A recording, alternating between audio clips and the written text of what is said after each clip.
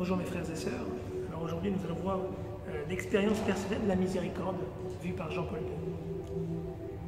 L'enseignement de Jean-Paul II sur la miséricorde a commencé dès son accession au siège de Pierre. Dès 1980, sa deuxième lettre encyclique, Dives in Misericordia, proposait une méditation sur la miséricorde du Père. Ce souci de mettre en lumière cet attribut de Dieu n'a donc pas grandi peu à peu au cours de son pontificat, mais vient d'une certitude qu'il avait acquise avant son élévation au souverain pontificat.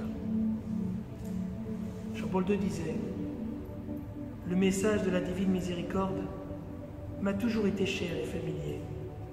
C'est comme si l'histoire l'avait inscrit dans l'expérience tragique de la Seconde Guerre mondiale. En ces années difficiles, il a été un soutien particulier et une source inépuisable d'espérance, non seulement pour les habitants de Cracovie, mais pour toute la nation.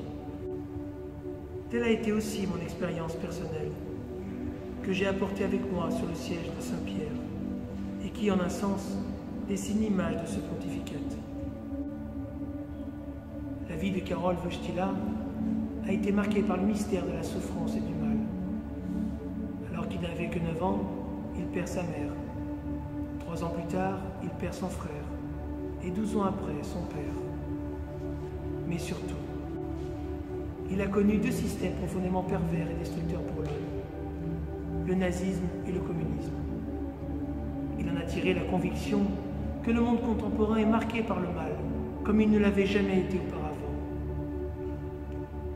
Jean-Paul II disait ainsi « C'est en effet entre la Première et la Seconde Guerre mondiale que le Christ, par Sainte Faustine, lui a confié son message de miséricorde.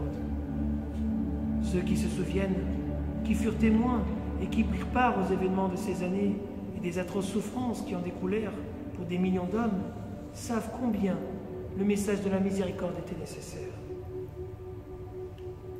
Mes frères et sœurs, dans la prochaine journée, nous verrons la miséricorde dans l'enseignement de Jean-Paul II.